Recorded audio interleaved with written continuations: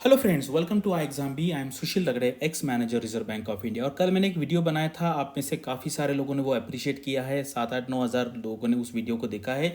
और इसी उसी वीडियो में मैंने आपको बताया था कि ये जो एक चीज़ है, ये बहुत पॉजिटिव चीज़ है। इसके बारे में मैं आपको बताऊंगा और आपको actual cut off, actual example सारा दे के क्लियर आपको समझाऊंगा। कोई ऐसा समझा नहीं सकता है। और पुरानी भी सारी बातें मैं यहाँ पे बताऊंगा कि पहले इस पोस्ट को क्या कहते थे, अभी क्या कहते हैं, सारी बातें। यानी कि ये देखने के बाद आपके दिमाग में कोई यहाँ पे डाउट नहीं रहेगा। और उन्होंने नोटिफिकेशन में ये जो चीज़ यहाँ पे दी है उसका मतलब क्या है, ये भी हम यहाँ पे देखेंगे। और ये भी मैं आपको बताऊंगा कि कट ऑफ जो है सारे पोस्ट का सेम क्यों है और आप दोनों पोस्ट को कैसे अप्लाई कर सकते हैं। तो ये सारी चीज़ें यहाँ पे देखेंगे। इसके बाद आपको कोई डाउट नहीं रहेगा। जैसे मैंने कहा था कल के वीडियो में, उसी एंगल में हम ये वीडियो यहाँ पे बनाएंगे। आपको कोई भी डाउट है कमेंट सेक्शन में आपको पूछना है। तो यहाँ पे कुछ पुरानी बातें देख लेते हैं। 2016 का ये मेरा टेस्ट सीरीज का पेपर है। उस टाइम पे कोई नहीं था। I am the only one who is guiding for this examination including RBI, NABARD से भी।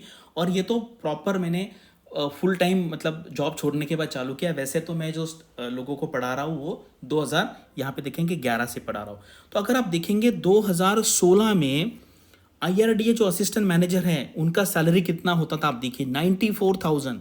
उस टाइम पे 94,000 है और अभी ये नियर अबाउट डबल से ज़्यादा हो गया है। कितना है? डबल से ज़्यादा है। और ये जो क्वेश्चन है यहाँ पे मेरा 2016 का जो टेस्ट सीरीज है, ये क्वेश्चन जो है आज भी उतने ही रिलेवेंट है और बहुत क्वालिटी क्वेश्चंस है।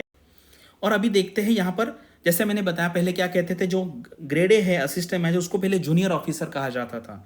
और असिस्टेंट डायरेक्टर ग्रेड बी को, ग्रेड सी को सीनियर असिस्टेंट डायरेक्टर, इस तरीके से अलग नॉमेनक्लेचर था। और अभी देखिए कट ऑफ जो है 2017 का जो एग्जाम हुआ था वहां पर अगर आप देखेंगे, देखो जनरल, लीगल, अकाउंट्स, एक्चुअल, सबके लिए अलग अलग कट ऑफ था। सबके लिए अलग है। और ये चेंज अभी उन्होंने किया है, ये बहुत बड़ा चेंज है। इसलिए मैंने पहले वाला कट ऑफ आपको बताया और अभी का कट ऑफ भी मैं आपको बताता हूं, तब आपको ये क्या एग्जैक्टली बात है ये समझ में आएगी। तो पहले क्या था, हर अलग अलग स्ट्रीम के लिए अलग अलग कट ऑफ हुआ करता था। और ये मैंने पहले ही बता दिया आपको कि London school of economics, national university of Singapore, वहाँ से पढ़े हुए कैंडिडेट से और भी काफ़ी बाकी सारे हैं, लेकिन वो अभी इतना पुराने हैं कि वो मुझे मिल नहीं रहे। और लास्ट ईयर ये जो है ये 10 कैंडिडेट्स यहाँ पे सेलेक्ट हो। और आपको एक यहाँ पे बात समझनी, every stage is important for clearing. आपको प्रीलिम्स भी क्लियर करना है, फेज 1, फेज 2 भी क्लियर करना है और इंटरव्यू भी करना है। इंटरव्यू में पॉइंट 1, पॉइंट 2 से भी लोगों का रह जाता है। इसलिए सारी स्टेजेस जो है, हर स्टेज में आपको उतना ही पूरा जोश लगा के, जोर लगा के पढ़ना है, तभी आपका सिलेक्शन होगा। सिर्फ फेज 1, फेज 2 क्लियर करना हमारा एम नहीं है। फाइनल हमें सिलेक्शन जब तक हमारा होता नहीं तब तक फिर कोई फायदा नहीं। अगर आप हमारे देखेंगे कैंडिडेट, जैसे इस बार अमित पारी सर, जो सिर्फ पॉइंट कुछ मार्क्स से रह गए, waiting list number 1 general category में उनका है उनका। और उन्होंने क्या किया है, वेटिंग लिस्ट बनाई लेकिन बुलाया नहीं, तो वो थोड़ा इंजस्टिस हो गया। अदरवाइज वो आईआरडी में रहते हैं, वो आपको इस साल इस एग्जाम में पढ़ाने वाले हैं। और ऐसा कोई ऑर्गेनाइजेशन नहीं है जो नियर अबाउट सेलेक्टेड कैंडिडेट है वो आपको यहाँ पे पढ़ाने वाला है। तो अभी आते हैं, ये तो वैकेंसी सारी पता है। और ये देख लीजिए यहाँ पर, ये जो है ना, ये सिर्फ इंडिकेटिव है। ऐसा कुछ नहीं है भाई कि यहाँ से है लेंगे, यहाँ से लेंगे, ऐसा कुछ नहीं है। यानी कि जो 49 सीट्स है हर अपने अपने कैटेगरी में सबको अवेलेबल है। ये क्या है, सबको अवेलेबल है। मैं बताता हूँ, ये चीज़ थोड़ी कॉम्प्लिकेटेड है, सब लोगों को समझ में नहीं आएगी, लेकिन still I will try my best to explain to you. अभी देखो यहाँ पर, जैसे मैंने आपको कहा 2 पोस्ट के लिए कैसे करना है और सब लोगों को करना है। अगर मान लीजिए आप आईटी इंजीनियर है या आपने एमसीए किया हुआ है, अगर आप कोई भी पोस्ट के लिए इलिजिबल है, 2 पोस्ट के लिए, तो आपको अलग अलग एप्लीकेशन करना है। पहले मान लीजिए जर्नलिस्ट का फॉर्म भर दीजिए, पूरा फीस पे करके, पूरी फीस पे करनी है आपको। फिर दूसरे बार फिर से अप्लाई करना है। मान लीजिए लीगल के लिए करना है, आईटी के लिए करना है, रिसर्च के लिए करना है। एलिजिबिलिटी देख लीजिए आप जहाँ जहाँ फिट बैठते हैं। और वो जो परसेंटेज है वो एग्रीगेट परसेंटेज है, अच्छे से पढ़ लेना। 3 साल का, 4 साल का पूरा एग्रीगेट लेके निकालना है। करेक्ट? तो 2 के लिए अप्लाई करना है। एक ही फॉर्म में आपको दोनों को अप्लाई करने का ऑप्शन नहीं मिलेगा। 2 अलग अलग फॉर्म, 2 अलग अलग बार पेमेंट करना है आपको। करेक्ट? लेकिन एक इंटरेस्टिंग बात है, सबका फेज 1 सेम होगा, सबका फेज 2 सेम होगा और इंटरव्यू भी सेम होने वाला है। कोई अलग अलग इंटरव्यू नहीं होगा। मान लीजिए मैंने आईटी में और जर्नलिस्ट में भरा है मान लीजिए, तो जब मैं जाऊंगा इंटरव्यू देने के लिए तो उनके पास मेरा बायोडेटा फॉर्म रहेगा। वो देखेंगे कि भाई इसने आईटी में भी भरा है और इसने जर्नलिस्ट में भी भरा है। तो वो क्या करेंगे, आपका सिलेक्शन कर लेंगे। दो दो जगह पे सिलेक्शन नहीं होगा। वो क्या सोचेंगे, मान लीजिए आपका सिलेक्शन हो जाएगा, सिलेक्शन हो जाने के बाद फिर उनको जहां पे लगेगा उनको पोस्ट करेंगे। मतलब यहां पर ऐसा भी हो सकता है, और मैं आपको विद आरटीआई रिप्लाई प्रूव करके दिखाऊंगा। ऐसा भी हो सकता है, मान लीजिए कि उनको बाकी कैंडिडेट मिले नहीं और जनरलिस्ट में ही उन्होंने सारे के सारे ले लिए, करेक्ट। 49 के 49 जर्नलिस्ट से ले लिए, फिर बाद में वो देखेंगे कि चलो हाँ इसका कंप्यूटर इंजीनियर है, इसने लॉ पढ़ा है, इसने कुछ पढ़ा है, तो उसको उस डिपार्टमेंट में डाल देंगे, करेक्ट। यानी कि ये जो सारी पोस्ट है अपने अपने कैटेगरी में सबको सब पोस्ट अवेलेबल है। तो आप ऐसा मत सोचिए कि आपके लिए ये जैसे जर्नलिस्ट के लिए 24 पोस्ट है उसमें से आपको वो लिमिटेड है, ऐसा नहीं है, करेक्ट। अगर आपका बैकग्राउंड है और वो सारी की सारी पोस्ट भरने वाली, मान लीजिए लीगल के उनको लोग ही नहीं मिलते, मान लीजिए लीगल के कैंडिडेट्स ने फेज 1 का कट ऑफ क्लियर ही नहीं किया, तो 5 सीट वैकेंट रहेगी क्या, नहीं रहेगी, वो जर्नलिस्ट में भर देंगे, करेक्ट। मान लीजिए फाइनेंस में लास्ट ईयर में दिखा दो आपको विद आरटीआई, मान लीजिए फाइनेंस में कैंडिडेट ने कट ऑफ क्लियर किया ही नहीं, क्योंकि सबके लिए सेम कट ऑफ है, किया ही नहीं, तो वो 5 जर्नलिस्ट से भर लेंगे। यानी कि जर्नलिस्ट कैंडिडेट के लिए सारी पोस्ट अवेलेबल है, तो वो लिमिटेड नहीं है कि भाई आपकी 24 है, वो ज़्यादा भी लेंगे। और लास्ट ईयर ऐसे ही किया था, मैं आपको आरटीआई थ्रू दिखा दूंगा। समझ में आया आपको? जैसे मैंने 2017 का आपको कट ऑफ दिखाया था, हर स्ट्रीम का अलग अलग था। यहाँ पर देखो, for all streams including general, तो ये सबके लिए है। और ऐसा हो सकता है, मान लीजिए ये 25% जो है ना ईच पेपर का, ये जनरल के लिए वही है, ईडब्ल्यूएस के लिए वही है, ओबीसी के लिए, एससी के लिए सेम है, करेक्ट। एसटी के लिए थोड़ा कम है, पीडब्ल्यूडी के लिए और कम है, और टोटल मार्क्स का कट ऑफ ये है, करेक्ट। तो अगर आप मान लीजिए आप जनरल कैटेगरी में हो और आपने फाइनेंस को भरा है या एक्चुअरीज को फॉर्म भरा है या लीगल में भरा है, सबके लिए कट ऑफ ये है, करेक्ट। ईडब्ल्यूएस कैटेगरी के सारे स्ट्रीम के लिए ये कट ऑफ है। तो इसमें प्रॉब्लम क्या हो सकता है, ऐसा हो सकता है कि मान लीजिए ये कट ऑफ है इस साल, लेकिन जो फाइनेंस के कैंडिडेट्स हैं जनरल कैटेगरी के, वो किसी ने ये कट ऑफ क्लियर नहीं किया है, तो उनमें से किसी को भी फेज 2 के लिए नहीं बुलाया जाएगा। ये समझना यहाँ पर इम्पॉर्टेंट है, क्योंकि सारे स्ट्रीम के लिए एक ही कट ऑफ है, क्योंकि वो जो बाइफर्केशन दिया है पोस्ट का वो कोई फिक्स नहीं है। अगर उनको मिलता है तो वो वहाँ से कैंडिडेट लेंगे, अदरवाइज वो जनरल स्ट्रीम से भी लेंगे। तो एक्सट्रीम केस में ऐसा भी हो सकता है, मान लीजिए ऐसे कुछ स्टूडेंट्स हैं जिन्होंने स्पेशलिस्ट के लिए अप्लाई किया है, और मान लीजिए उसमें से कोई भी कैंडिडेट ये कट ऑफ अगर क्लियर नहीं करता है रिस्पेक्टिव कैटेगरी का, तो सारे के सारे कैंडिडेट जो जर्नलिस्ट है, जर्नलिस्ट के लिए अप्लाई किया उन्होंने, वो सारे के सारे वहाँ पे चले जाएंगे, करेक्ट। ये बात यहाँ पे समझना है, ये इन्होंने बहुत कॉम्प्लिकेट किया है। तो आपके लिए क्या समझना है कि भाई आपके लिए सारी पोस्ट अवेलेबल है, करेक्ट, अपनी अपनी कैटेगरी की सारी पोस्ट आपके लिए अवेलेबल है। तो ऐसा नहीं सोचना है कि भाई ये फाइनेंस के लिए है, ऐसा कुछ नहीं है, ठीक है।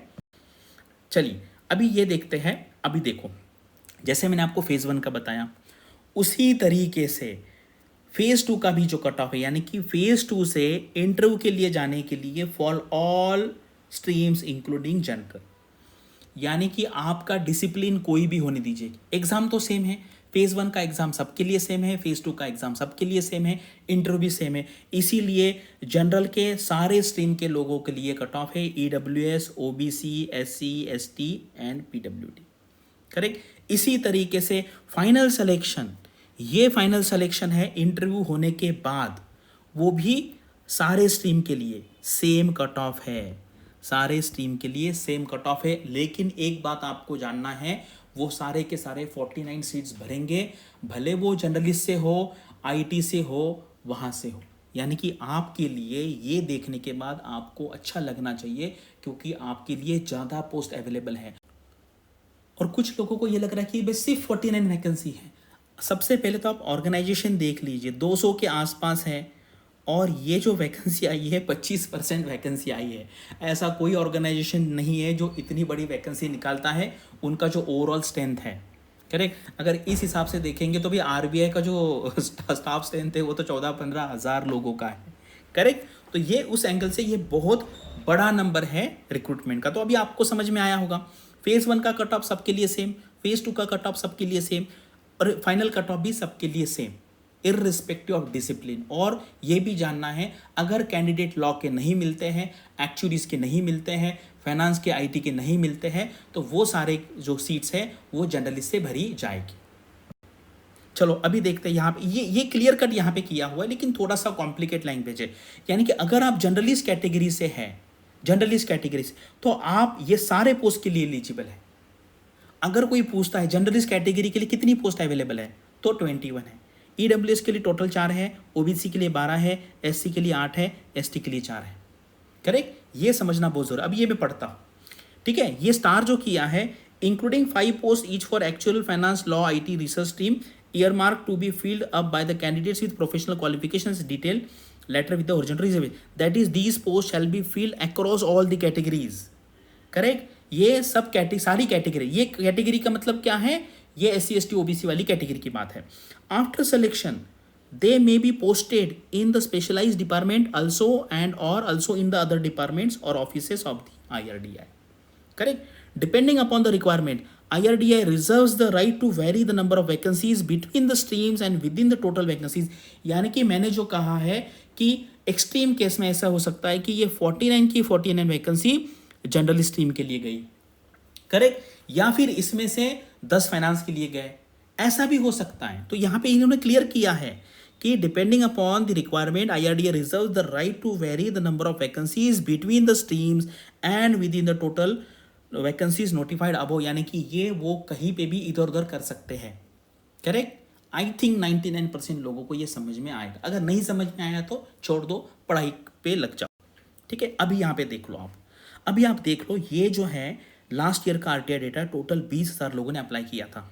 करेक्ट, जर्नलिस्ट में इतने हैं, एक्चुअरीज में इतने हैं, सिर्फ 15 लोग, फाइनेंस में इतने हैं, लॉ में इतने हैं, आईटी में, रिसर्च में, और 2-2 वैकेंसी कितने कितने लोगों ने किया था। अभी एक इंटरेस्टिंग बात देख लीजिए, क्या है शॉर्टलिस्टेड कैंडिडेट फॉर फेज 2। मुझे बताइए, अभी फाइनेंस के लिए 5 पोजीशन है, करेक्ट, 5 पोजीशन है, कितने लोग सेलेक्ट हो गए? 3। क्यों? क्योंकि 3 ही लोगों ने वो जो कट ऑफ था जनरलिस्ट कैटेगरी का, वो क्लियर किया है। तो ऐसा कोई ज़रूरी नहीं कि भाई जनरल, अदरवाइज क्या होता है, जितनी वैकेंसी होती है उसका मान लीजिए 20 गुना, तो 5 पोस्ट के लिए वो मान लीजिए 20 टाइम्स यानी कि 100 लोगों को बुलाना चाहिए था, लेकिन ऐसे हुआ नहीं। अभी लॉ में देखिए सिर्फ 10 लोगों को बुलाया है। एक्चुअली कितने लोगों को बुलाना चाहिए था? अगर 20 टाइम्स का रेशो देखेंगे तो बुलाना चाहिए था 200 लोगों के लिए। रिसर्च में सिर्फ 9 लोगों को बुलाया है। क्यों? क्योंकि रिसर्च से सिर्फ 9 लोगों ने वो जनरल कैटेगरी का या अपने अपने कैटेगरी का, करेक्ट, अपने अपने कैटेगरी, क्योंकि इसमें बाकी कैटेगरी के भी लोग होंगे। तो आप देखिए इन्होंने ये कितना कॉम्प्लिकेट किया है, दिस इज वेरी कॉम्प्लिकेटेड। और इसीलिए इसके अंदर जो बाइफर्केशन है कैटेगरी वाइज, वो अगर हम देखेंगे ये तो बहुत कॉम्प्लिकेट हो जाएगा। उतना कॉम्प्लिकेट हमें नहीं करना है, करेक्ट, वो तो और कॉम्प्लिकेट हो जाएगा। वो यहाँ पे मैं एक्सप्लेन करने का ट्राई नहीं करूँगा, वो बहुत कॉम्प्लिकेट हो जाएगा। तो आपको बस ये बात समझनी है कि आपके लिए ज़्यादा वैकेंसी अवेलेबल है। बाकी लोग कैसे सोच रहे थे, अभी ये लास्ट टाइम का है। अभी इस बार जनरलिस्ट जो कैडर है 24 वैकेंसी है, आप सबको पता है। तो जो जनरल कैटेगरी के स्टूडेंट है उनको लग रहा है कि इसका 40% यानी कि सिर्फ 10 सीट मेरे लिए है।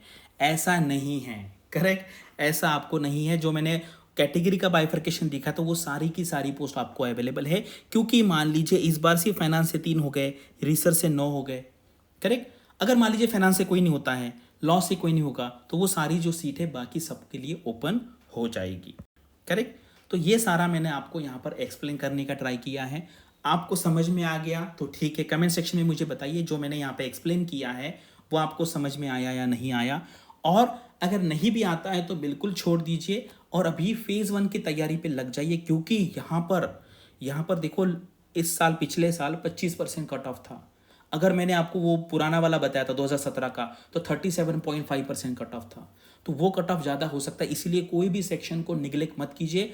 पहले एम रखिए कि भाई आपका फेज़ 1 क्लियर हो जाए, और साइमल्टेनियसली जैसे आपका सेबी का या IFSCA का, नाबार्ड का, RBI का एग्जाम हो जाए, उसके बाद थोड़ा थोड़ा ये जो इंश्योरेंस वाला पार्ट है वो कर लेना, करेक्ट। अभी हमने कल क्या किया है, कल शाम को एक हमने वर्कशॉप रखा है जिसमें मैं अमित सर जिनका वेटिंग लिस्ट नंबर 1 है, ऑलमोस्ट उनका सिलेक्शन हो गया था, उनके पॉलिसी के वजह से वो रह गए, अदरवाइज 4 लोगों का सिलेक्शन होना चाहिए था लास्ट ईयर, वो 4 वैकेंसी उन्होंने इस बार ऐड किया है, तो वो भी आपको गाइड करेंगे।